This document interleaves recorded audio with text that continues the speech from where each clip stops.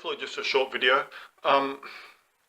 It's very interesting how many people under the Soviet Union were sent to the Gulag for what they called wrecking.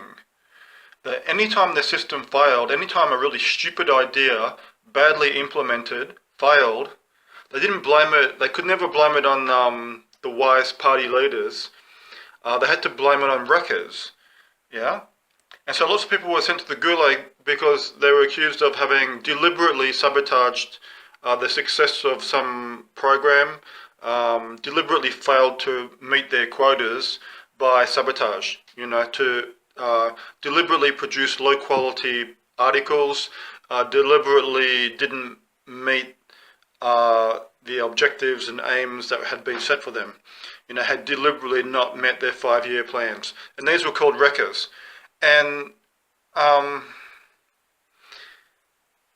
it's ironic because it becomes clear after studying all the facts and figures over decades that it was the cult of Judah, it was Stalin and the cult of Judah and the party that were the wreckers. They were deliberately promoting the most mediocre people, the most inept people, the most bumbling idiots, the most inefficient methods, the stupidest plans. They were continually wasting resources and wasting lives on projects which had no benefit whatsoever, no return on the investment. And this is what the World Bank is famous for. The World Bank, the latest cult of Judah, de facto, it's a de facto New World Order. The World Bank and IMF and WHO. They are the proxies for the cult of Judah, New World Order. And the World Bank is famous for what I will now call wrecking, to use the Soviet terminology. The World Bank is famous for deliberately financing the most ridiculous, absurd, unproductive, and even counterproductive mass industrial projects, like the building of dams and the building of chemical plants and the building of totally inappropriate industries. And, when you investigate the World Bank, you see, at first it just seems like normal corruption. Yeah, like the government, members of government will take out huge, massive loans and then invest them in projects which they personally benefit from, and which in the end nobody else benefits from at all. Yeah, so basically the World Bank lends money knowing it's going to be totally wasted, but the point of the loan is to get the nation in debt.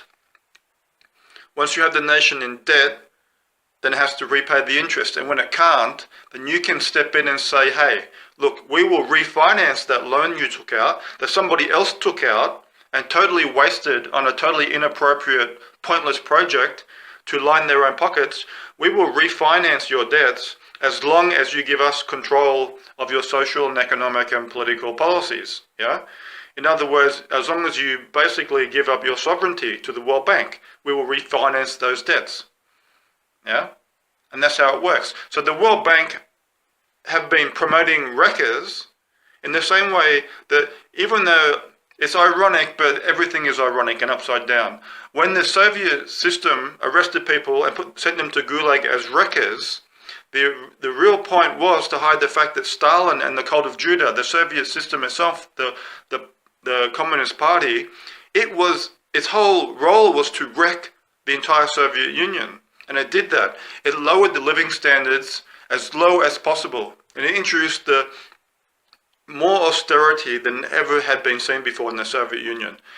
So that was about wrecking. But also I want to comment on Solzhenitsyn. Finally, near the end of the second book, he brings up the all-important topic, and he calls it the cause of all causes. Yeah? I keep trying to drum into people's heads how important collective ignorance is. And Solzhenitsyn calls it the cause of all other causes. Yeah? It's the thing that's behind the success of all cult dictatorships. And he calls it universal ignorance, whereas for me, myself, from a sociological background, as far as I remember, I read it somewhere, the term collective ignorance. But I've been using that term and trying to emphasize its importance for a long time. And Solzhenitsyn in Gulag Archipelago calls it the cause underlying all other causes. Yeah, you can't stress it strongly enough how important collective ignorance is. It's where you believe other people believe something, but they do not believe it. They are pretending to believe it because they are fearful of anybody knowing what they really believe. And they will never express what they really believe. Yeah, and this creates the Schumerism. Almost everybody else knows. Yeah, Schumer is famous for saying almost everybody knows, about Waco at the Waco trials, and I call it Schumerism because this is what collective ignorance is. They want you to believe that everybody else believes something, which they do not believe, to create the artificial illusion of consensus about something, because, as David Hume said, one of the most convincing arguments for anything about why people accept a belief, why people believe something, one of the most compelling reasons and grounds people have for believing something is the illusion that a large number of other people believe it. Yeah, and this is the basis of religion. And in any cult, you can get people to believe something as long as you mislead them into the illusion, into being convinced that the majority of other people do believe it already. So if you can construct, this is what you call manufacturing public opinion. Yeah, in the media, you give people the impression that everybody else believes something, and that everybody else has accepted something as fact. And so you give the impression that everybody knows something. Yeah? And once you create the impression that everyone else knows or believes something, it's very hard for people to disagree with it. Yeah? And it's one of the most compelling arguments. It's not what I call a compelling argument, but David Hume highlighted the fact that one of the reasons people believe something is because they're under the impression that a lot of other people also believe it. And if the majority believe something, if millions and billions of people apparently believe something, this is one compelling argument for you to believe something, or simply to accept something and not to question it. Yep. So I didn't intend making this video. It was very short. Yeah. And we're having some sunshine. So anyway, ciao for now. And I failed to mention the obvious. The context of the wrecking from the Soviet system and the World Bank wrecking. Just remember that the World Bank and IMF are going around the world as wreckers, again, in typical wrecking fashion, doing what they always do. And the latest tool they're using to wreck economies is COVID. And they're offering refinancing of World Bank loans on the basis that the governments accept all the lockdown measures, which, as we know, destroy economies. Yeah. So, and this is the whole point, which I didn't make really clear. The World Bank, like the Soviet Union leadership, are wreckers.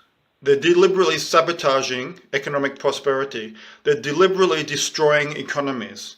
And they're using the lockdowns as the means this time. In the past, they've used wars, and they've used really crazy, stupid, huge industrial projects, like in the Siberia with the Russians, like building the Belomor Canal, like basically sacrificing billions of dollars and millions of lives to dig a hole and then fill the hole back in.